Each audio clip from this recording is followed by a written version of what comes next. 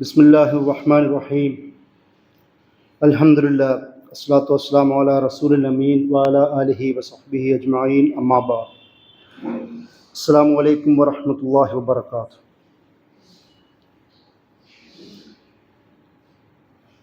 ഖുർആൻ പഠനത്തിൻ്റെ രീതിശാസ്ത്രം എന്ന വിഷയമാണ് നമ്മൾ സംസാരിക്കുന്നത്.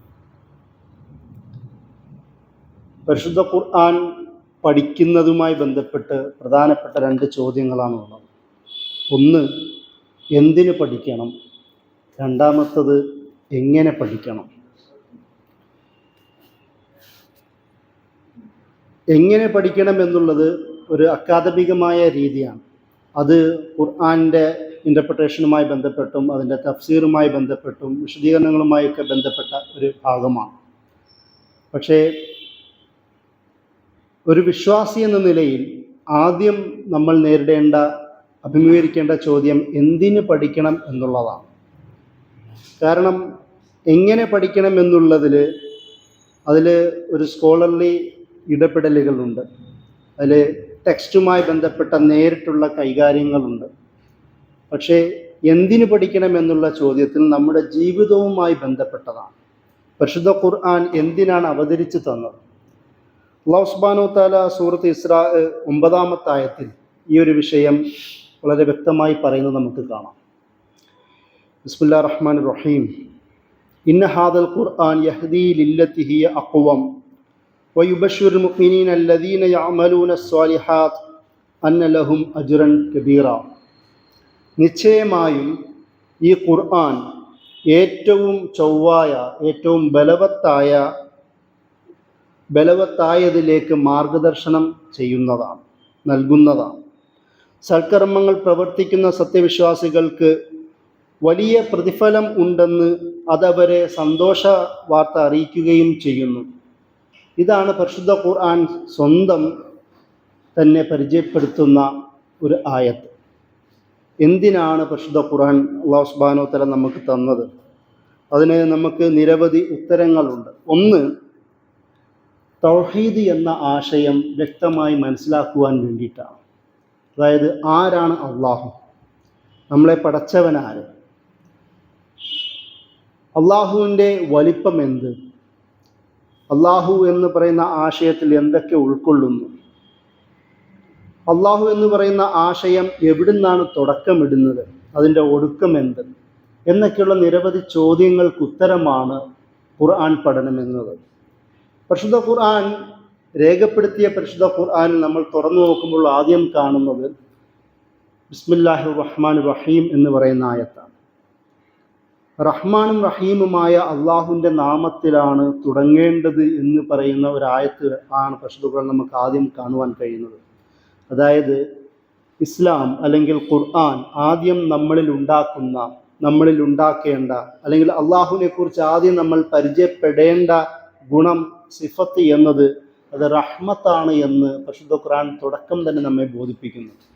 അള്ളാഹു റഹ്മാൻ ആണെങ്കിൽ, ഇസ്ലാമും റഹ്മത്താണെങ്കിൽ, നബി സല്ലല്ലാഹു അലൈഹി വസല്ലമയും റഹ്മത്താണെങ്കിൽ, വമാ അർസൽനാക ഇല്ലാ റഹ്മത്തൽ ലിൽ ആലമീൻ, നബി സല്ലല്ലാഹു അലൈഹി വസല്ലമയും റഹ്മത്താണെങ്കിൽ, വിശ്വാസ സമൂഹം റുഹമാ ബൈനഹും, പരസ്പരം കാരുണ്യം കാണിക്കേണ്ടവർ എന്ന് പറയുന്ന പരാമർശം ഖുർആൻ നമുക്ക് കാണാം.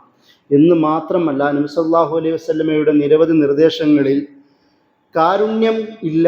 കരുണയില്ലാത്ത, നീതിബോധം മനുഷ്യ സമൂഹത്തോടും സഹജീവികളോടും ഇല്ലാത്തവനെ വിശ്വാസമുള്ളവനായി പരിചയപ്പെടുത്താൻ കഴിയില്ല എന്ന നിരവധി ഹദീസുകൾ നമുക്ക് കാണാം. അതായത് അള്ളാഹു എന്ന കാരുണ്യത്തിൻ്റെ ഉറവിടത്തിൽ നിന്ന് അള്ളാഹുവിൻ്റെ മഖ്ലൂക്കുകളിലേക്ക് കാരുണ്യം വഴിഞ്ഞൊഴുകുന്നു എന്ന് പറയുന്ന ഒരു ആശയമാണ് ആദ്യത്തെ ബിസ്മില്ലാഹിർ റഹ്മാനിർ റഹീം എന്ന് പറയുന്ന ആയത്തിലൂടെ ആദ്യം തന്നെ അല്ലാഹു സുബ്ഹാനഹു വ തആല നമ്മെ പഠിപ്പിക്കുന്നത്. കാരുണ്യമാണ്, അള്ളാഹു കാരുണ്യമാണ്, കരുണയുടെ ഉറവിടമാണ് എന്ന ആശയത്തിൽ നിന്ന് തന്നെ അള്ളാഹുവിനെ കുറിച്ച് അല്ലെങ്കിൽ പരിശുദ്ധ ഖുർആനെ കുറിച്ച് പഠിച്ചു തുടങ്ങണമെന്നാണ്. പൊതുവേ ഇസ്ലാമിക സമൂഹത്തെക്കുറിച്ച്, മുസ്ലിം സമൂഹത്തെക്കുറിച്ച് ആദ്യം തന്നെ തിരസ്കരിക്കപ്പെടുന്ന, ഇല്ലാതാക്കപ്പെടുന്ന ഒരു ഗുണമെന്ന് പറയുന്നത് കരുണയില്ലാത്ത സമുദായം എന്നാണ്. തീവ്രതയുടെയും ഭീകരവാദത്തിൻ്റെയും ഒക്കെ അടയാളമായി, മുഖമുദ്രയായി കാണിക്കപ്പെടുന്നത് തൊപ്പിയുള്ള, ജുബ്ബയുള്ള, കുർത്ത ധരിച്ച, താടിയുള്ള ഒരു പ്രതിരൂപത്തെയാണ്, ഒരു ഇമേജ് ആയിരിക്കും. ആലോചിച്ച് നോക്കാം, മുസ്ലിം സമൂഹത്തിൻ്റെ ഇസ്ലാം പഠിപ്പിക്കുന്ന ആദ്യത്തെ ഇമേജ് തന്നെ നമ്മളെക്കുറിച്ച് നേരെ എതിരായ രീതിയിലേക്ക് ചിത്രീകരിക്കപ്പെടുന്ന ഒരു അവസ്ഥയാണ് ഇപ്പോൾ നിലവിലുള്ളത്. അപ്പോൾ ഇസ്ലാം എന്നത് കരുണയാണ്, ഖുർആൻ എന്നത് കരുണയാണ്, അള്ളാഹു കരുണയുടെ ഉറവിടമാണ് എന്ന് പഠിക്കാൻ, സ്വയം ബോധ്യപ്പെടാൻ ആണ് പ്രധാനമായും ഖുർആൻ പഠനം നമ്മൾ നടത്തേണ്ടത്. അതിനാണ് ഖുർആൻ പഠനം ആദ്യമായി നമ്മുടെ മനസ്സിൽ ഉറപ്പിക്കേണ്ടത് എന്നാണ് ഞാൻ പറഞ്ഞതിൻ്റെ ചുരുക്കം. രണ്ടാമത്, ഹുദല്ലിന്നാസ് എന്നാണ് പരിശുദ്ധ ഖുർആൻ സ്വയം തന്നെ പരിചയപ്പെടുത്തുന്ന കാര്യം. ആർക്ക് വേണ്ടിയിട്ടാണ്? ജനങ്ങൾക്ക് വേണ്ടിയിട്ടാണ്.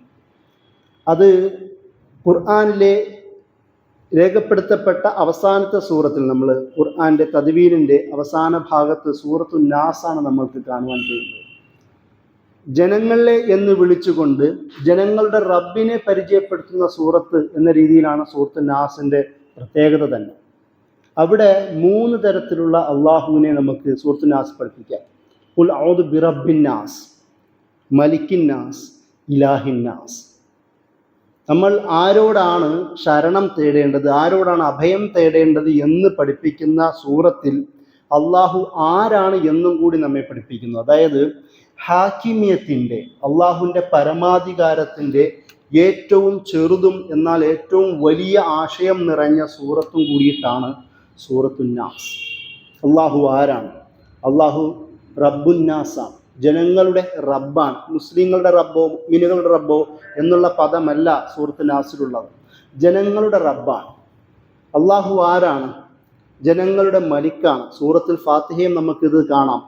അൽഹംദുലില്ലാഹി റബ്ബിൽ ആലമീൻ മാലികി യൗമിദ്ദീൻ, ഇലാഹുമായി ബന്ധപ്പെട്ട് ഇയ്യാക നഅ്ബുദു വ ഇയ്യാക നസ്തഈൻ എന്ന് പറയുന്ന ആ ഭാഗങ്ങളിലൊക്കെയും ഇതേപോലെ റബ്ബുന്നാസും മലിക്കിന്നാസും ഇലാഹുന്നാസും കാണാം. ആദ്യത്തെ ഖുർആൻ തുടങ്ങുമ്പോൾ ആദ്യത്തെ സൂറത്തിലുണ്ടാവുന്ന ആശയവും അവസാനത്തെ സൂറത്തിലുണ്ടാകുന്ന ആശയവും ഏകദേശം ഒരുപോലെ വരുന്നു എന്ന് നമുക്ക് കാണാം. അതായത് നമ്മൾ ശരണം തേടേണ്ടത് ആദ്യത്തെ സൂറത്തിൽ തന്നെ പറയുന്നത് പോലെ, ആദ്യത്തെ സൂറത്ത് എന്ന് പറയുമ്പോൾ മനസ്സിലാക്കേണ്ടതുണ്ട്, ഞാൻ സൂറത്തുൽ അഅല ഇഖ്റനെ കുറിച്ചല്ല പറയുന്നത്, ഖുർആൻ തുടങ്ങുമ്പോൾ ആദ്യത്തെ സൂറത്തിനെ കുറിച്ചാണ് പറയുന്നത്. അവിടെയും അവസാനത്തെ സൂറത്തും ഒരുപോലെ തന്നെ ഒരേ ആശയം നിറഞ്ഞു നിൽക്കുന്നതായി നമുക്ക് കാണാം. ആദ്യം എങ്ങനെയാണ് അള്ളാഹുവിനെ അഭിമുഖീകരിക്കേണ്ടത് എന്ന് പഠിപ്പിക്കുന്ന സൂറത്തുൽ ഫാത്തിഹയും അവസാനം ജനങ്ങളുടെ റബ്ബ് ആര് എന്ന് പഠിപ്പിക്കുന്ന സൂറത്തുമാണ് സൂറത്തുൽ നാസ്. ഈ ഒരു തരത്തിൽ ജനങ്ങൾക്ക് മുഴുവൻ ഹുദല്ലിന്നാസ് എന്നാണ് പരിശുദ്ധ ഖുർആൻ സ്വയം പരിചയപ്പെടുത്തുന്നതെങ്കിൽ നമ്മൾ മനസ്സിലാക്കേണ്ടത് പരിശുദ്ധ ഖുർആൻ മുസ്ലിങ്ങളുടെ വേദഗ്രന്ഥമാണ് എന്നതല്ല. പരിശുദ്ധ ഖുർആൻ ലോക ജനതയ്ക്ക് വേണ്ടിയിട്ടുള്ള, അവരുടെ മാർഗദർശനത്തിന് വേണ്ടിയിട്ടുള്ള ഗ്രന്ഥമാണ് എന്നുള്ളതാണ്. അവിടെ നിന്ന് നമുക്കുണ്ടാവേണ്ട രണ്ടാമത്തെ കാര്യം അതൊരു ഉത്തരവാദിത്ത ബോധമാണ്. ഇത് ഞാൻ പഠിക്കുന്നത് എനിക്ക് വേണ്ടിയിട്ടാണ് എന്നതല്ല. അത് സ്വാഭാവികമാവും അതിൻ്റെ ആദ്യത്തെ ഒരു ഭാഗം എന്ന നിലയിലാണെങ്കിൽ പോലും ഹുദല്ലിന്നാസ് എന്നത് കൊണ്ട് ഇത് ഞാൻ പഠിക്കുന്നത് എൻ്റെ കൂടെയുള്ളവർക്കും കൂടി പഠിപ്പിക്കാനും കൂടെ വേണ്ടിയിട്ടാണ് എന്ന ഉത്തരവാദിത്വ ബോധവും കൂടി ഖുർആൻ സ്റ്റഡിയിൽ ഉണ്ടാവേണ്ടതുണ്ട്. കാരണം നമുക്കറിയാം ഹുദല്ലിന്നാസ് എന്ന് നമ്മൾ പറയുന്നെങ്കിലും ലോക ജനതയ്ക്ക് അത് അറിയണമെന്നില്ല, നമ്മുടെ ചുറ്റുള്ളവർക്ക് അത് അറിയണമെന്നില്ല. അത് അറിയിച്ചു കൊടുക്കേണ്ട ഉത്തരവാദിത്വം വിശ്വാസി എന്ന നിലയിൽ നമുക്കുണ്ട് എന്ന് ഖുർആൻ പഠനത്തിലൂടെ നമുക്ക് ബോധ്യപ്പെടേണ്ടതുണ്ട്. അതുകൊണ്ടാണ് ഞാൻ ആദ്യം പറഞ്ഞത്, ഒന്ന് അള്ളാഹു ആരെന്ന് പരിചയപ്പെടുകയും, രണ്ട് ഇത് നമുക്ക് മാത്രമല്ല, ഇത് ഹുദല്ലിന്നാസ് ആണ് എന്ന് പറയുന്ന ബോധത്തിലേക്കും നമ്മൾ എത്തണമെന്നാണ് ഈ ഖുർആൻ പഠനത്തിൻ്റെ പ്രധാനപ്പെട്ട ലക്ഷ്യങ്ങളിലൊന്നും.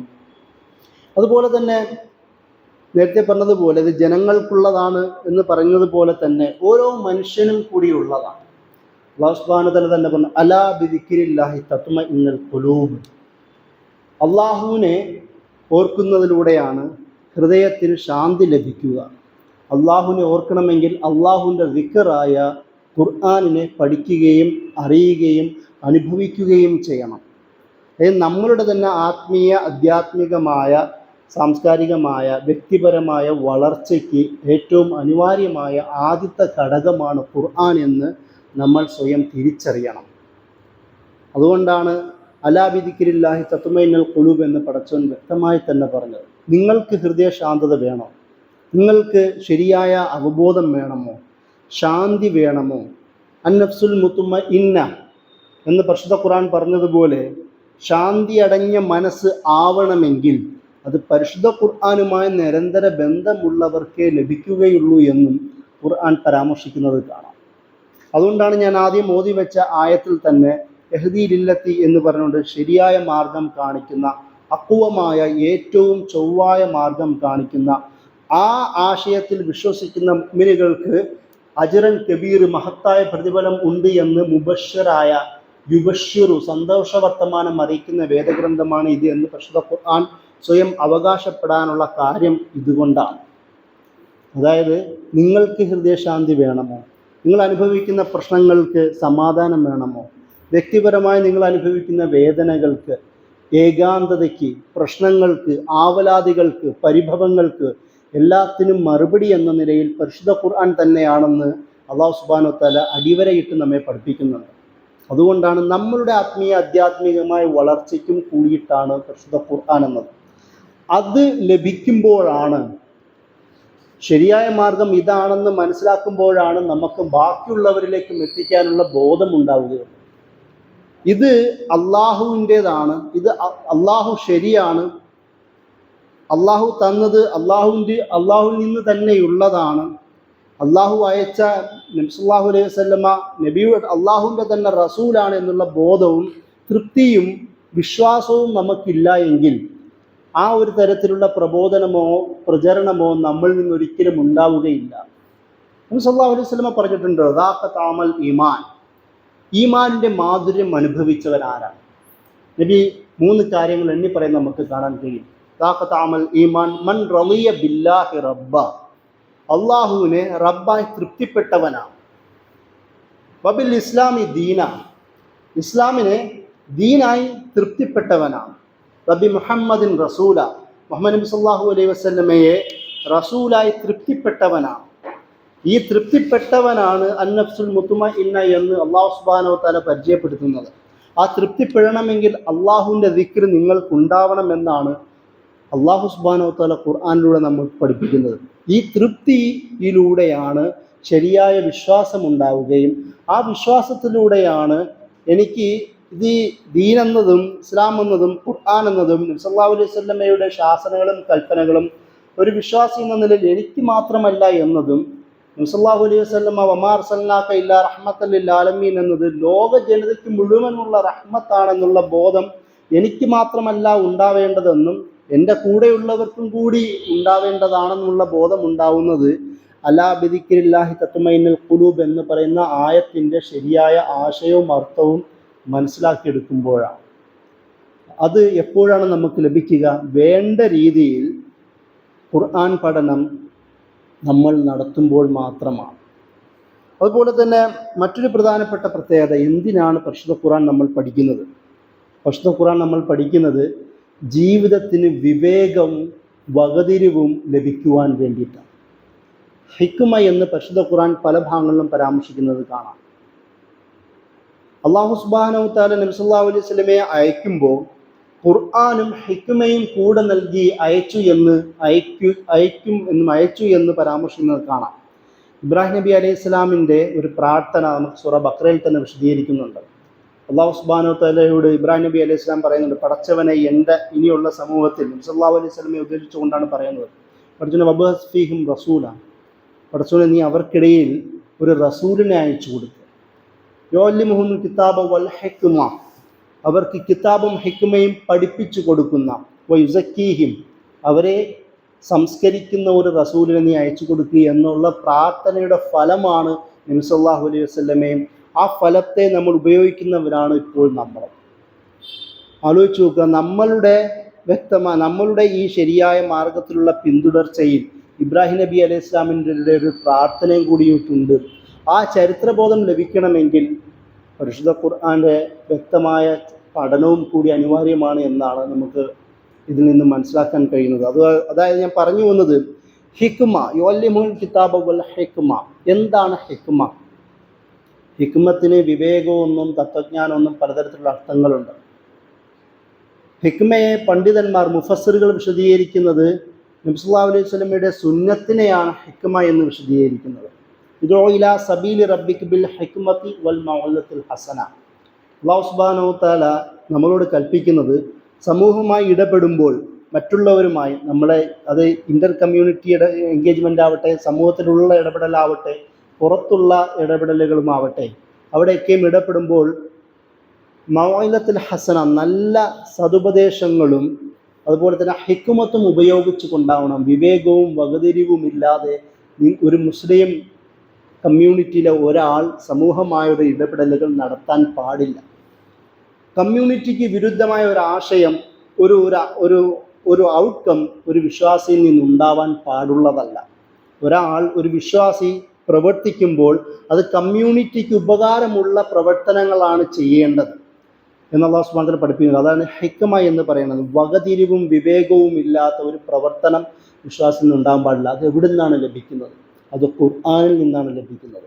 അത് തിരുസുന്നത്തിൽ നിന്നാണ് ലഭിക്കുന്നത്. ആ വകതിരിവും ബോധവും ഉണ്ടാവണമെങ്കിൽ ഖുർആനെയും സുന്നത്തിനെയും കുറിച്ചുള്ള പാഠവും പഠനവും നമ്മളിൽ ഉണ്ടാവേണ്ടതുണ്ട്. അതാണ് അല്ലാഹു സുബ്ഹാനഹു വ തആല ഖുർആൻ കൊണ്ട് പഠിപ്പിക്കുന്നത്. മറ്റൊരു പ്രധാനപ്പെട്ട ആശയം, എന്താണ് ജീവിതം? ആരാണ് ഞാൻ? എന്തിനാണ് ജീവിക്കുന്നത്? എൻ്റെ നിയോഗവും വിയോഗവും എന്താണ് എന്ന് അല്ലാഹു സുബ്ഹാനഹു വ തആല നമ്മളെ പഠിപ്പിക്കുന്നുണ്ട്. ഞാൻ ആരാണ് എന്ന് ചോദിക്കുമ്പോൾ നമുക്കെന്ത് ഉത്തരമാണുള്ളത്? എൻ്റെ പേരിൽ ഒരു മുസ്ലിം കമ്മ്യൂണിറ്റിയുടെ ഒരു പേരുണ്ട് എന്നല്ലാതെ ഞാൻ എങ്ങനെയാണ് മറ്റുള്ളവരിൽ നിന്ന് വേർതിരിയപ്പെടുന്നത്? എൻ്റെ ശരീരവും ചില ഹാവഭാവങ്ങളും വേഷവിധാനങ്ങളും എന്ന് മാത്രമല്ലാതെ പിന്നെ ഞാൻ ആരാണ് എന്നൊരു ചോദ്യമുണ്ടാവും.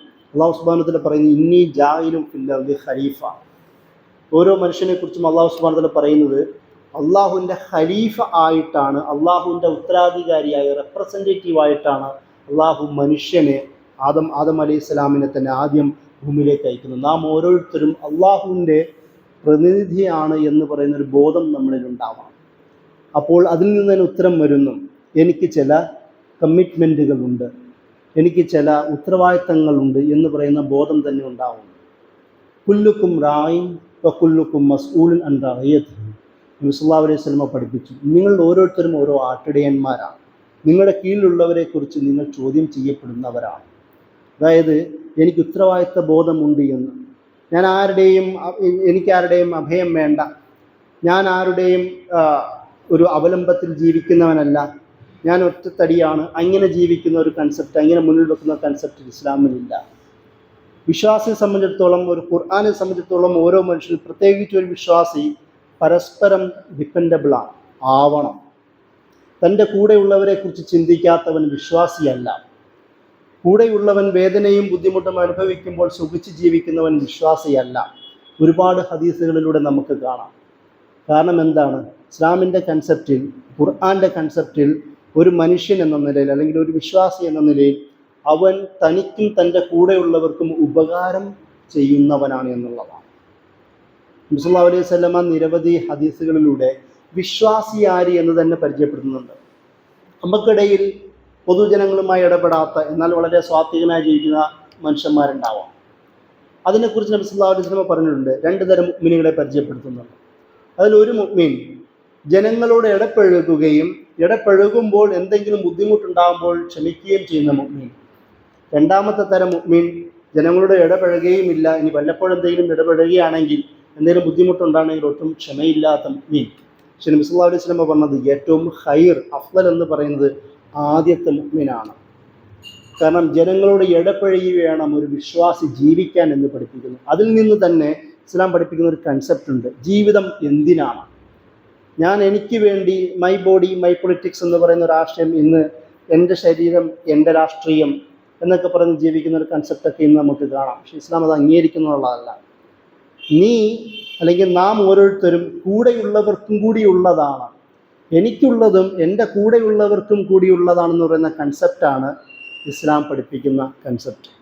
അതിൻ്റെ കൂടെ തന്നെ ഇസ്ലാം മറ്റൊരു കാര്യം കൊണ്ട് പഠിപ്പിക്കുന്ന ജീവിതത്തെക്കുറിച്ച്. ജീവിതം എന്ന് പറയുന്നത് ഐശ്വര്യങ്ങളും പ്രയാസങ്ങളും നിറഞ്ഞതാണ്. ഇന്ന മഅൽ ഉസ്രി യുസ്റ.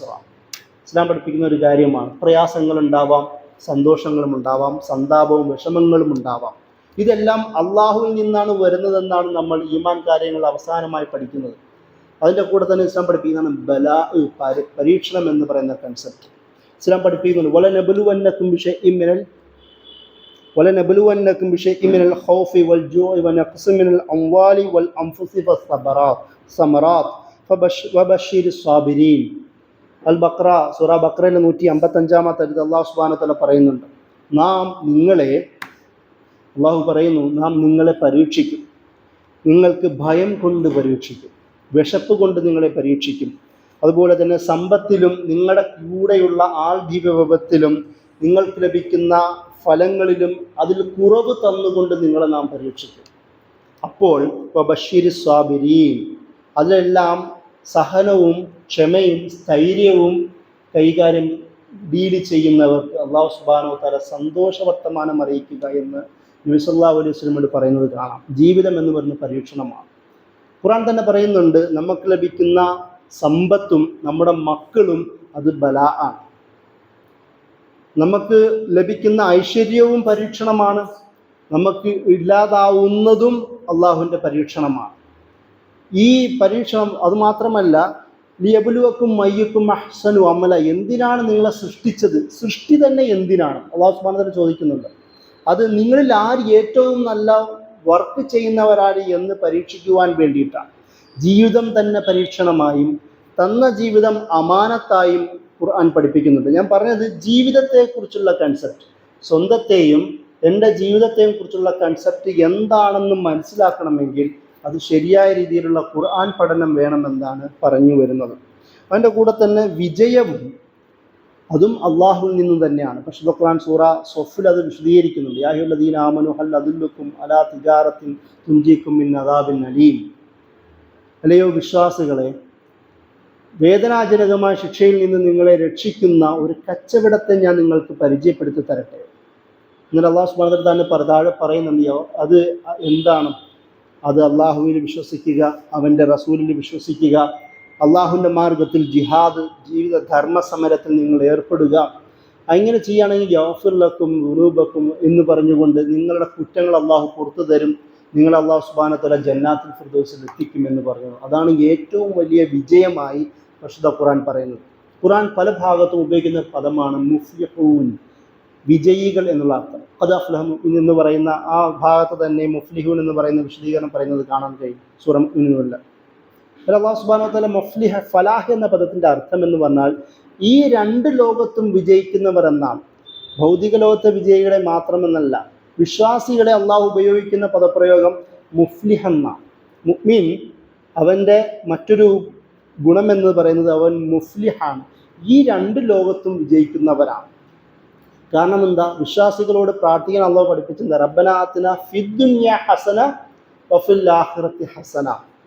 രണ്ട് ലോകത്തും വിജയിക്കേണ്ടവരാണ് വിശ്വാസികളെങ്കിൽ ആ വിശ്വാസികൾ പ്രാർത്ഥിക്കേണ്ടത് ഈ രണ്ട് ലോകത്തും നന്മ തരണമേ, നല്ലത് തരണമേ എന്നുള്ളതാണ്. ഏത് വിശ്വാസികൾ എന്ന് പറഞ്ഞാൽ പരലോക ജീവികളല്ല, പരലോകത്തിന് വേണ്ടി ജീവിക്കുന്നവരല്ല, ഈ ലോകത്തിനും വേണ്ടി ജീവിക്കുന്നവരാണ് വിശ്വാസികൾ എന്നാണ് ഖുർആൻ നമ്മെ പഠിപ്പിക്കുന്നത്. ഈ ലോകത്തിന് വേണ്ടി ജീവിച്ചാൽ മാത്രമേ പരലോകം നിങ്ങൾക്ക് ലഭിക്കൂ. എങ്ങനെ ജീവിക്കണം അത് ഖുർആൻ വിശദീകരിക്കുന്നുണ്ട്. അള്ളാഹ് പറഞ്ഞ മാർഗത്തിൽ ജീവിക്കണം. ഖുർആൻ പലപ്പോഴും വിശദീകരിക്കുന്നതാണ് അമൽ സ്വാലിഹ്, സൽക്കർമ്മം എന്നത്. എന്താണ്? ഒരു വിശ്വാസിയുടെ ഏറ്റവും പ്രധാനപ്പെട്ട ഗുണം സൽക്കർമ്മമാണ്. ആ സൽക്കർമ്മം പ്രവർത്തിക്കാത്തവർക്ക് നഷ്ടവും പരാജയമാണെന്ന് സൂറത്തുൽ അസ്റിൽ പഠിപ്പിക്കുന്നത് കാണാം. വൽ അസ്ർ ഇന്നൽ ഇൻസാന ലഫീ ഖുസ്ർ. കാലം കൊണ്ട്, അന്ന് മുതൽ ആദം നബി മുതൽ ഇന്ന് വരെയും ഇനിയുള്ള കാലം കൊണ്ട് തന്നെ അള്ളാഹു സുബ്ഹാനഹു വ തആല സത്യം ചെയ്യുന്നു, മനുഷ്യൻ നഷ്ടത്തിൽ തന്നെയാണ്, പരാജയത്തിലാണ്. ആരൊഴികെ? ഇല്ലല്ലദീന ആമനു വഅമിലു സ്വാലിഹാത്ത് വതവാസൗ ബിൽ ഹഖ് വതവാസൗ ബിസ് സബ്ർ.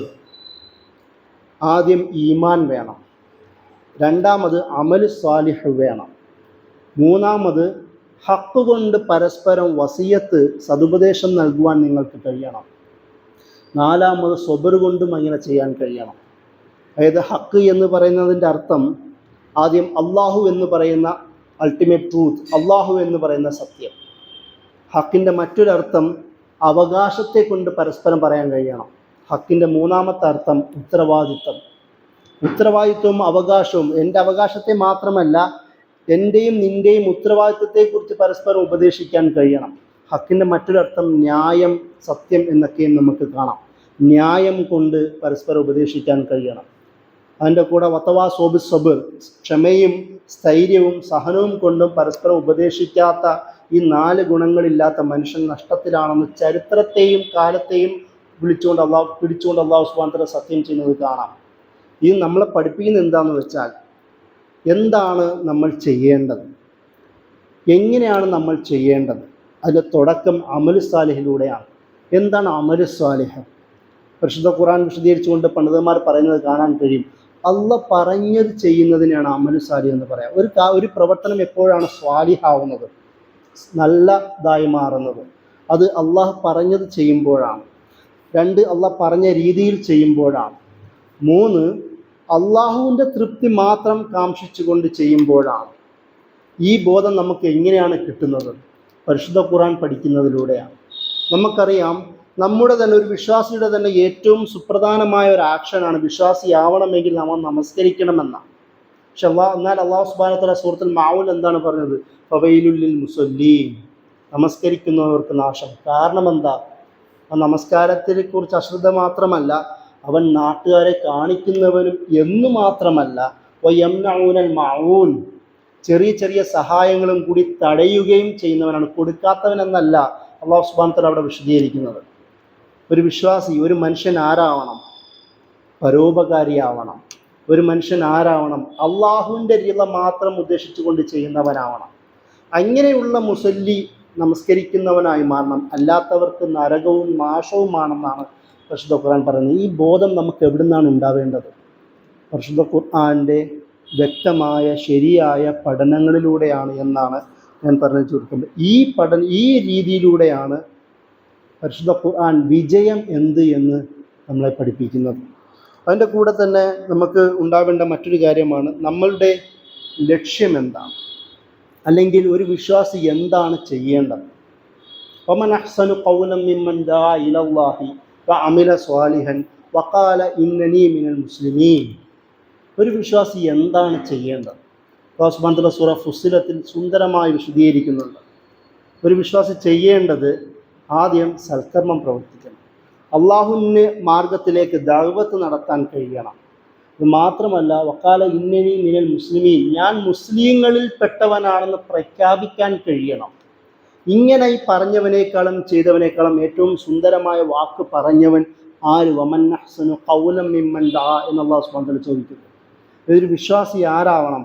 ദാഇയാവണം, പ്രബോധകനാവണം. ഒരു വിശ്വാസി സൽക്കർമ്മം പ്രവർത്തിക്കുന്നവനാവണം.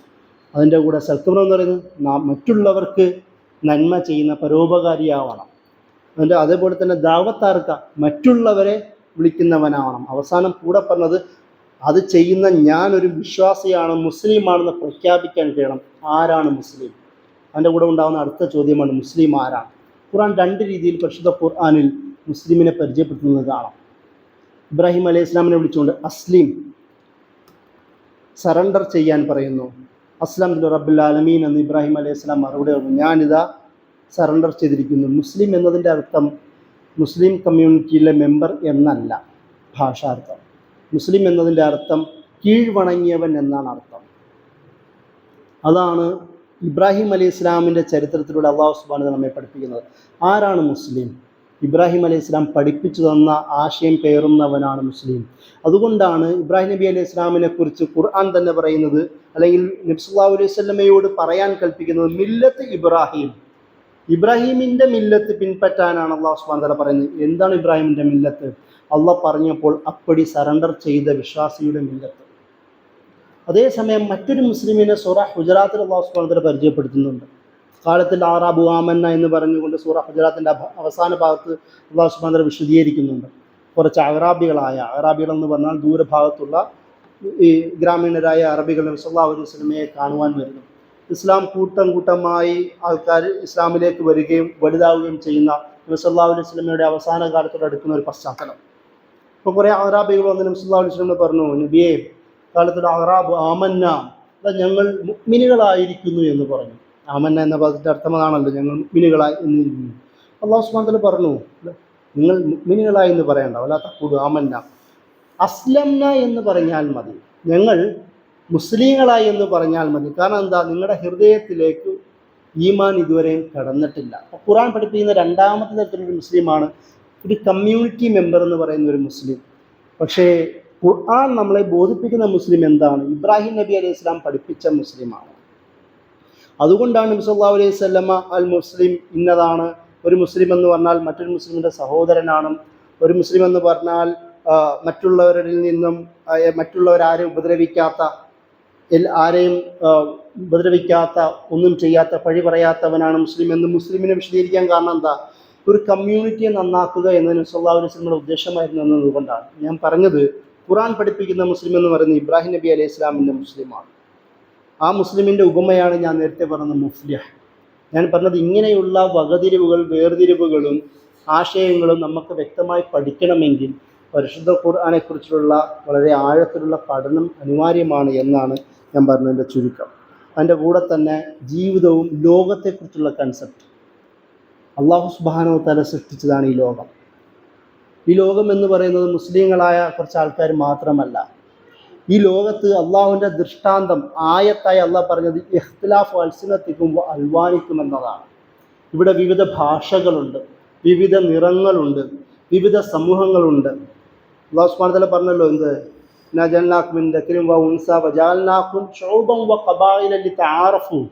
അള്ളാഹു സുബ്ഹാനഹു വ തആല ഒരുപാട് സമൂഹങ്ങളെയും ഒരുപാട് കബീലകളെയും ഗോത്രങ്ങളെയും അള്ളാഹു സൃഷ്ടിച്ചിട്ടുണ്ട് പരസ്പരം തിരിച്ചറിയാനും അടുത്തറിയുവാനും വേണ്ടിയിട്ടാണ്. അതായത് നമ്മൾ മാത്രമല്ല, ഒരൊറ്റ രാഷ്ട്രീയം, ഒരൊറ്റ ലോകം എന്നത് ഇസ്ലാമിൻ്റെ ആശയമല്ല. അതായത് എല്ലാവരെയും കൂടി മനസ്സിലാക്കാൻ കഴിയുന്ന ഒരു കൺസെപ്റ്റ് ഇസ്ലാം പഠിപ്പിക്കുന്നുണ്ട്. യാതൊരു പ്ലൂറലിസ്റ്റിക്, ഒരു ബഹുമുഖമായ ഒരു ആശയം കൂടി ഇസ്ലാം പഠിപ്പിക്കുന്നുണ്ട്. താവനു അലൽ ബിർരി വ തഖ്വ വലാ താവനു അലൽ ബിസ്മി വൽ ഉദ്വാൻ. ഇസ്ലാം പഠിപ്പിക്കുന്ന മറ്റൊരു ആശയമാണ്, നിങ്ങൾ ജനങ്ങളോട് ഇടപഴകുമ്പോൾ സൂക്ഷ്മതയുടെയും ഭക്തിയുടെയും പുണ്യത്തിൻ്റെയും കാര്യത്തിൽ പരസ്പരം സഹകരിക്കുക. വലാ താവനു അലൽ ഇസ്മി വൽ ഉദ്വാൻ. ശത്രുതയുടെയും കുറ്റത്തിൻ്റെയും പേരിൽ നിങ്ങൾ പരസ്പരം സഹകരിക്കാൻ പാടില്ല. കാരണം എന്താ? നിങ്ങൾ സഹവർത്തിത്തോടെ ജീവിക്കേണ്ടവരാണ് ഭൂമിയിൽ. എല്ലാം ആദമിൻ്റെ മക്കളാണ്. വലക്കത് കറംനാ ബനി ആദം. അള്ളാഹു സുബ്ഹാനഹു വ തആല പറഞ്ഞു, ആദമിൻ്റെ മക്കളെ അള്ളാഹു ആദരിച്ചിരിക്കുന്നു.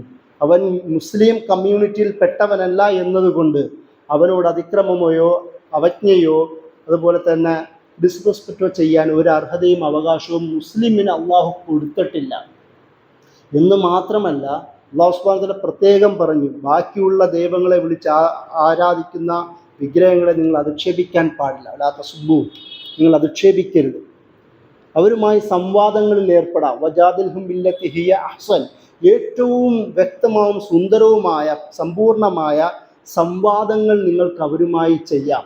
പക്ഷേ ബാക്കിയുള്ളവരുടെ ആരാധനാ രീതികളെയും നിങ്ങൾ അധിക്ഷേപിക്കാൻ പാടില്ല എന്ന് അല്ലാഹു സുബ്ഹാനഹു വ തആല പറയുന്നുണ്ട്. ഒന്ന് ആലോചിച്ച് നോക്കുക. ഈ ഒരു ബോധം ഒരു മുസ്ലിം എന്ന് പറയുന്നത് നമ്മൾ മാത്രം ഒതുങ്ങുന്നതല്ല, വിവിധ മനുഷ്യന്മാരും ഈ ലോകത്തുള്ളതാണ്. അതെങ്ങനെയാണ് അള്ളാഹു ലോകം പടച്ചിരിക്കുന്നത്, ആ ഒരു ലോകത്തെക്കുറിച്ച് വ്യക്തമായ ധാരണ ഉണ്ടാവണമെങ്കിൽ വ്യക്തമായ തരത്തിലുള്ള ഖുർആൻ പഠനം നമുക്ക് അനിവാര്യമാണെന്നാണ് പറഞ്ഞത്. അതിൻ്റെ കൂടെ തന്നെ ഈ പറയുന്ന ഒരു ഐഡിയോളജിക്കൽ ഫ്രെയിംവർക്കിൻ്റെ കൂടെ തന്നെ ഒരു പ്രത്യയശാസ്ത്രപരമായ ഒരു ആശയം, അവൻ്റെ അടിത്തറ, വിശ്വാസി ആരാവണം, അവൻ്റെ ജീവിതത്തെക്കുറിച്ചുള്ള കൺസെപ്റ്റ് എന്താണ്, ധാരണകൾ എന്താണ്, ബാക്കിയുള്ളവരോട് അവരെങ്ങനെയാണ് പെരുമാറേണ്ടത്, അവൻ്റെ നിയോഗം, ലക്ഷ്യം എന്താണ് എന്ന് പറഞ്ഞതിൻ്റെ കൂടെ തന്നെ പരിശുദ്ധ ഖുർആൻ പ്രധാനമായും പഠിപ്പിക്കുന്ന മറ്റൊരാശയം നമ്മുടെ സോഷ്യൽ ബിഹേവിയറിനെ കുറിച്ചിട്ടാണ്.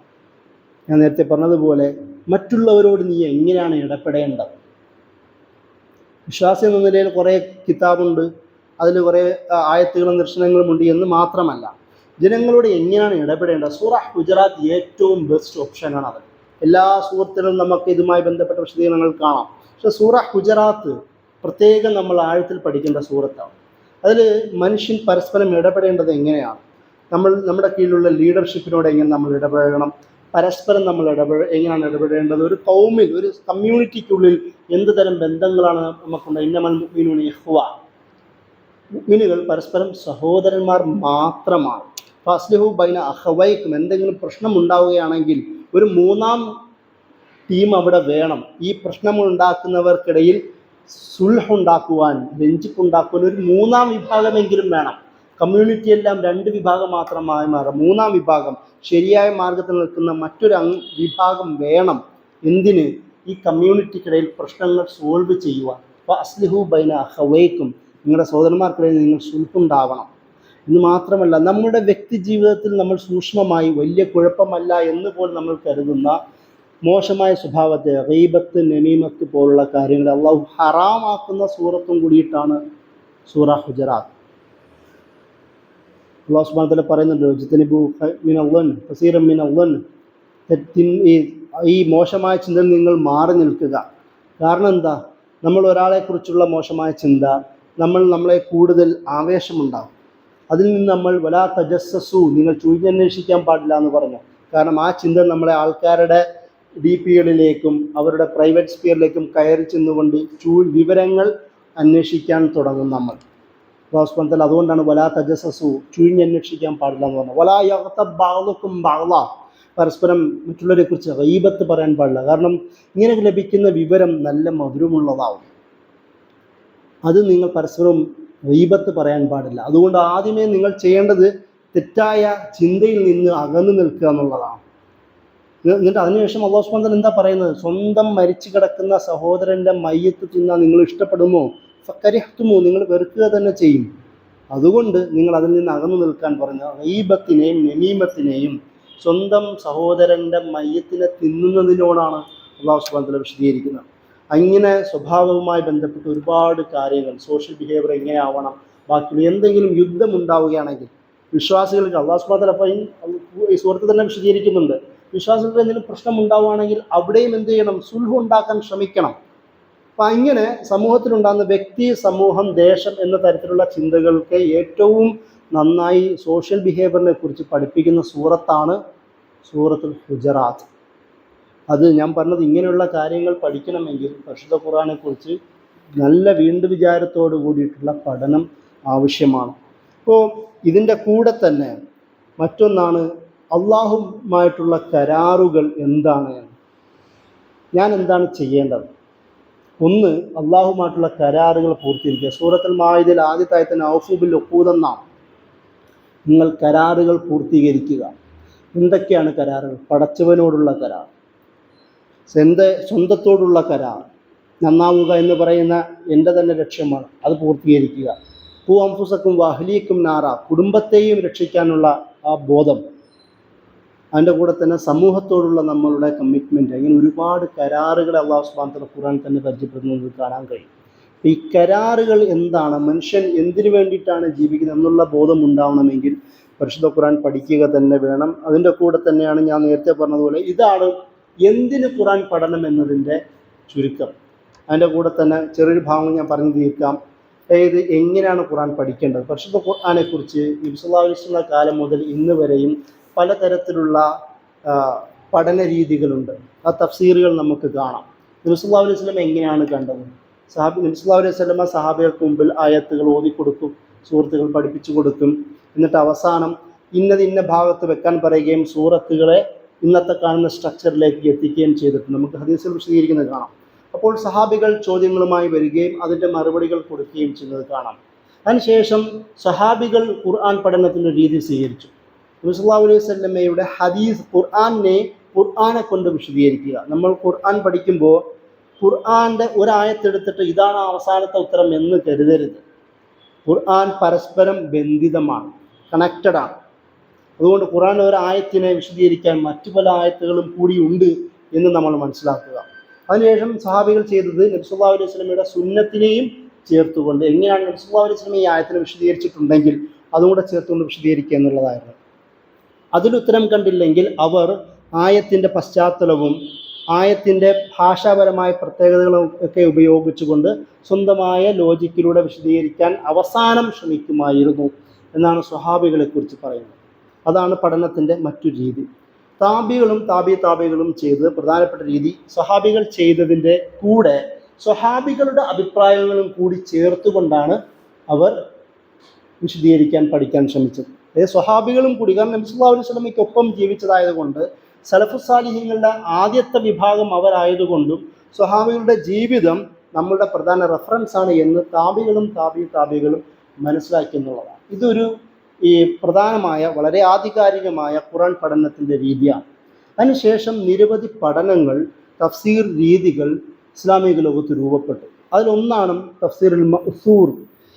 ആധാരങ്ങൾ ഉപയോഗിച്ചു കൊണ്ടിട്ടുള്ള ഈ പറയുന്ന അടിയാധാരങ്ങൾ ഉപയോഗിച്ചുള്ള തഫ്സീർ രീതികൾ, നിങ്ങൾ ആദ്യത്തെ തഫ്സീറുകളായ പ്രധാന തഫ്സീറുകളായ തഫ്സീർ തൊബരി പോലെ അല്ലെങ്കിൽ തഫ്സീർ ഇബ്നു കസീർ പോലുള്ള കിതാബുകളിൽ ആ രീതിയാണ് ഉപയോഗിക്കുന്നത്. അതായത് അള്ളാഹു ഖുർആനെ കൊണ്ട് വിശദീകരിക്കുക, ഹദീസുകളെ കൊണ്ട് വിശദീകരിക്കുക, സ്വഹാബികളുടെ കൗലുകൾ ഉപയോഗിച്ചുകൊണ്ട് വിശദീകരിക്കുക, അതിനുശേഷം സ്വലഫ് സാലിഹ്യങ്ങളുടെ ജീവിതാനുഭവങ്ങളുണ്ടെങ്കിൽ അതിനെയും ചേർത്തുകൊണ്ട് വിശദീകരിക്കുക.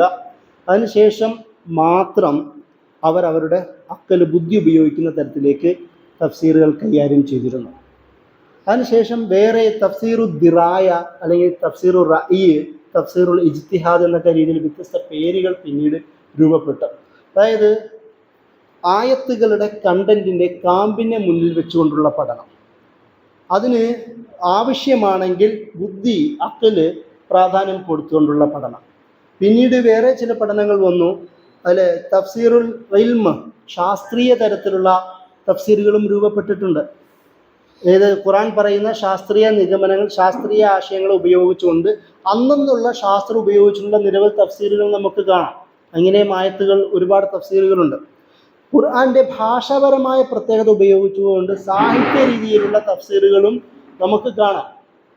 അതിൻ്റെ കൂടെ തന്നെ ഇന്ന് സമകാലിക ലോകത്ത് ഏറ്റവും പ്രധാനപ്പെട്ട ഒരു ആശയമായി രൂപപ്പെട്ടതാണ് തഫ്സീറുൽ ഇജ്തിമായി എന്ന് പറയും. സാമൂഹ്യപരമായ ആശയങ്ങളെ മുന്നിൽ വെച്ചുകൊണ്ട് ഖുർആനെ വിശദീകരിക്കുക. മൗലാന മൗദൂദിയുടെ തഫ്സീർ, സയ്യിദ് ഖുത്ബിൻ്റെ തഫ്സീർ, ഇമാം റഷീദ് റിളയുടെ തഫ്സീർ, തഫ്സീറുൽ മനാർ അടക്കമുള്ള ആധുനിക തഫ്സീറുകൾ പലതും ഈ പറയുന്ന ഒരു സാമൂഹിക രാഷ്ട്രീയ ബോധങ്ങളെ മെയിൻ ഫോക്കസ് ചെയ്തുകൊണ്ട് എഴുതിയ തഫ്സീറാണ്. കാരണം നമ്മുടെ ആധുനിക കാലത്തേക്ക് എത്തുമ്പോൾ ഇസ്ലാമിൻ്റെ വിജ്ഞാനം എന്ന് പറയുന്നത് ഈ ട്രഡീഷനായി മാറി.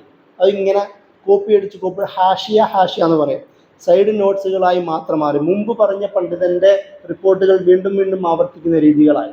സമകാലിക ലോകത്തേക്ക് എത്തുമ്പോൾ, ഈ 20-ാം നൂറ്റാണ്ട് 19-ാം നൂറ്റാണ്ട് അവസാനത്തിലേക്ക് എത്തുമ്പോൾ അന്നന്ന് ജീവിക്കുന്ന മനുഷ്യന്മാരുടെ ഉത്തരങ്ങൾ കണ്ടെത്താൻ ഈ തഫ്സീറുകൾക്ക് ഒരു സാധ്യത ഇല്ലാതായി മാറി, പഴയകാല തഫ്സീറുകൾ. അപ്പോൾ എന്ത് ചെയ്തു? പണ്ഡിതന്മാർ അവരുടെ ലോകത്ത് നിന്നുകൊണ്ട് ആയത്തുകളെയും ഖുർആനെയും കാണുവാൻ തുടങ്ങി. അതുകൊണ്ടാണ് തഫ്സീറുൽ ഇജ്തിമായി എന്ന് പറയുന്ന ഇന്നത്തെ മൗദൂദ് സാഹിബിനെ പോലെ അല്ലെങ്കിൽ സയ്യിദ് ഖുത്ബിനെ പോലെ റഷീദിനെ പോലുള്ള വിവിധ തഫ്സീറുകൾ ഉണ്ടായത്. ഞാൻ പറഞ്ഞത് ചുരുക്കി പറഞ്ഞാൽ ഖുർആൻ പഠനത്തിന് നിരവധി മാർഗങ്ങളുണ്ട്. അത് ഓരോരുത്തരും അവരുടെ വൈജ്ഞാനിക നിലവാരം അനുസരിച്ച് കൊണ്ടാവാം ഖുർആൻ പഠിക്കുകയും പഠിപ്പിക്കുകയും ചെയ്യുന്നത്. പക്ഷെ എന്താണെങ്കിൽ പോലും, എങ്ങനെയാണെങ്കിൽ പോലും ഇസ്ലാമിൻ്റെ അടിസ്ഥാന മൗലികതയ്ക്ക് വിരുദ്ധമായ തരത്തിൽ ചിന്ത ഉപയോഗിച്ചുകൊണ്ട് ഖുർആൻ പഠിക്കാൻ പാടുള്ളതല്ല, ഖുർആൻ പഠിപ്പിക്കാനും പാടുള്ളതല്ല. ഖുർആൻ എന്തിനാണ്? ഹിദായത്തിനുള്ളതാണ്. ഖുർആൻ എന്തിനാണ്? ഒരു മനുഷ്യൻ്റെ ജീവിതത്തിന് ശരിയായ മാർഗം കാണിച്ചു തരാനുള്ളതാണ്. ഖുർആൻ എന്തിനാണ്? ഖുർആൻ ദിക്റിനുള്ളതാണ്. ഖുർആൻ എന്തിനാണ്? നമുക്ക് എന്താണ് നമ്മളുടെ നിയോഗവും ലക്ഷ്യമെന്നും ബോധിപ്പിച്ച് തരാനുള്ളതാണ്. ഖുർആൻ എന്ന് പറയുന്ന ഒരു സയൻസ് ബുക്കല്ല. ഖുർആൻ അതുണ്ട്, എന്നാൽ ഖുർആൻ ഒരു സയൻസ് ബുക്കല്ല. ഖുർആൻ ഭൗതികം കുറേ ഫിലോസഫിക്കൽ വർത്തമാനം മാത്രം പറയുന്ന ഒരു കിതാബല്ല, അതും ഉൾക്കൊള്ളുന്നതാണ് എന്ന് മാത്രമാണ് നമ്മൾ മനസ്സിലാക്കേണ്ടത്. അതുകൊണ്ട് പരിശുദ്ധ ഖുർആനെക്കുറിച്ച് നമ്മൾ പഠിക്കുമ്പോൾ ആദ്യം എന്തിനാണ് പഠിക്കുന്നത് എന്ന് പറയുന്ന ബോധം ഉണ്ടാവണം. ആ ബോധമുള്ളപ്പോഴാണ് എങ്ങനെയാണ് പഠിക്കേണ്ടതെന്ന് പറയുന്ന ബോധത്തിലേക്ക് നമുക്ക് എത്തുവാൻ കഴിയുന്നത്. നമ്മളുടെ വൈജ്ഞാനിക നിലവാരം അനുസരിച്ചുകൊണ്ട്, നമുക്ക് ഉൾക്കൊള്ളാൻ തരുന്ന ഭൗതിക നിലവാരം അനുസരിച്ച് കൊണ്ടുള്ള ക്ലാസ്സുകൾ നമ്മൾ പഠിക്കുകയും പങ്കെടുക്കുകയും ചെയ്യുക. ആ ഒരു തരത്തിൽ ഖുർആനോട് ഏറ്റവും നല്ല തരത്തിലുള്ള ബന്ധം സൂക്ഷിക്കുക. ഖുർആനുമായി നിരന്തര ബന്ധമുണ്ടാവുന്ന വിശ്വാസിയെക്കുറിച്ചുള്ള നിരവധി ഹദീസുകൾ നമുക്ക് കാണുവാൻ കഴിയും. ആ ഒരു തരത്തിലേക്ക് നമ്മൾ ബന്ധമുണ്ടാവുക, നമ്മളുടെ ജീവിതം മെച്ചപ്പെടാൻ, ജീവിതത്തിൽ ശാന്തി ലഭിക്കുവാൻ ഏറ്റവും പ്രധാനമായ ലക്ഷ്യം അതാണ്. പ്രയാസങ്ങളുള്ളപ്പോൾ ഖുർആൻ തുറന്നുകൊണ്ട് അത് ആ കിട്ടുന്ന ആയത്തിൽ തന്നെ ശാന്തി അടയാൻ നമുക്ക് കഴിയണം. മുഹമ്മദ് അസദ് എന്ന് പറയുന്ന ആധുനികനായ പ്രസിദ്ധനായ ഒരു പണ്ഡിതൻ്റെ അനുഭവം പറഞ്ഞുകൊണ്ട് ഞാൻ നിർത്താം. അദ്ദേഹത്തിൻ്റെ ദ മെസ്സേജ് ഓഫ് ഖുർആൻ എന്ന് പറയുന്ന ഇംഗ്ലീഷ് കമൻ്ററി ഉണ്ട്, തഫ്സീർ നമുക്കുണ്ട്. അദ്ദേഹത്തിൻ്റെ ഒരു ഇസ്ലാം സ്വീകരണ പശ്ചാത്തലം അദ്ദേഹത്തിൻ്റെ റോഡ് ടു മക്ക എന്ന് പറയുന്ന കിതാബിൽ വിശദീകരിക്കുന്നു. അദ്ദേഹം പറയുന്നത്, ഞാൻ ഖുർആൻ പഠിച്ചുകൊണ്ടിരിക്കുന്ന ഒരു പശ്ചാത്തലത്തിലാണ് ഇസ്ലാം സ്വീകരിച്ചിട്ടുള്ളത്. അദ്ദേഹം പറയുന്നു, ഒരു ട്രെയിൻ യാത്രയിൽ അദ്ദേഹത്തിൻ്റെ മുമ്പിൽ വളരെ പ്രൗഡായ ഒരു വലിയൊരു അഭിജാത്യ ഫാമിലി, ഭയങ്കര ധനികരായ ഒരു ഫാമിലി അദ്ദേഹത്തിൻ്റെ മുമ്പിൽ ഇരിക്കുന്നു. സ്ത്രീയും ഒരു കുടുംബം, അതിസുന്ദരരായ ഭയങ്കര വേഷവിധാനത്തിലൂടെയൊക്കെയാണ് ഇരിക്കുന്നത്. പക്ഷെ അദ്ദേഹം പറയുന്നത് അവരുടെ മുഖത്ത് ശരീരത്തിലുള്ള ഐശ്വര്യം ഞാൻ കണ്ടില്ല. അദ്ദേഹം പറയുന്നത് അവരുടെ മുഖത്ത് ഈ ശരീരത്തിൽ കണ്ട ഐശ്വര്യം മുഖത്ത് ഞാൻ കണ്ടില്ല. അതായത് മുഖം കൂടി ടെൻഷൻ അടിച്ച് വളരെ മ്ലാനമായിരിക്കുന്ന മുഖം. ഇത് ആലോചിച്ചുകൊണ്ടാണ് അദ്ദേഹം പറയുന്നത്, ഞാൻ വീട്ടിലേക്ക് പോവുകയും ഖുർആൻ തുറന്നു നോക്കുമ്പോൾ ആദ്യം കാണുന്ന സൂറത്ത് അൽഹാക്കുമുത്ത തകാസുർ ഹത്താ സൂർത്തുമുൽ മഖാബിർ എന്ന് പറയുന്ന സൂറത്ത് തകാസുർ സൂറത്താണ്. ലോകത്തുള്ള ഈ പരസ്പരമുള്ള ബഹളങ്ങൾ, അടികൾ, ഈ പ്രകടനാത്മകത, അങ്ങോട്ടും ഇങ്ങോട്ടുള്ള ബഹളങ്ങൾ എന്ത് ചെയ്യും? നിങ്ങളെ ജീവിതത്തെ അശ്രദ്ധരാക്കിയിരിക്കുന്നു. അത് നിങ്ങൾ ഖബറിടം എത്തുന്നത് വരെ മാത്രമേ ഉണ്ടാവുകയുള്ളൂ എന്ന് പറയുന്ന ആയത്താണ് അദ്ദേഹത്തെ ഇസ്ലാമിലേക്ക് എത്തിക്കാനുള്ള പ്രധാനപ്പെട്ട കാരണം. അപ്പോൾ ഞാൻ പറഞ്ഞത്, ശരിയായ മാർഗം മനസ്സിലാക്കുവാൻ, നമ്മളുടെ ജീവിത നിയോഗം എന്താണെന്ന് ബോധ്യപ്പെടുവാൻ പരിശുദ്ധ ഖുർആനെ കുറിച്ചിട്ടുള്ള ശരിയായ കാഴ്ചപ്പാടും പഠനവും നമുക്ക് വേണം. ആ തരത്തിൽ പരിശുദ്ധ ഖുർആനെ പഠിക്കാൻ നമുക്ക് കഴിയണം. അല്ലാഹു സുബ്ഹാനഹു വ തആല ഇങ്ങനെ പഠിക്കാൻ കഴിയുന്ന സാഹചര്യങ്ങൾ ഉണ്ടാക്കി തരട്ടെ. ആ തരത്തിൽ പഠിച്ചുകൊണ്ട് ശരിയായ ജീവിത രീതി ഉൾക്കൊണ്ടുകൊണ്ട് ജന്നാത്തുൽ ഫിർദൗസിൽ എത്തുന്ന സ്വാലിഹീങ്ങളായ അള്ളാഹുവിൻ്റെ അടിമകളാക്കി അള്ളാഹു നമ്മെ മാറ്റി തരുമാറാകട്ടെ. വാഖിറു ദഅ്വാനാ അൽഹംദുലില്ലാഹി റബ്ബിൽ ആലമീൻ. അസ്സലാമു അലൈക്കും വറഹ്മത്തുള്ളാഹി വബറകാതുഹു.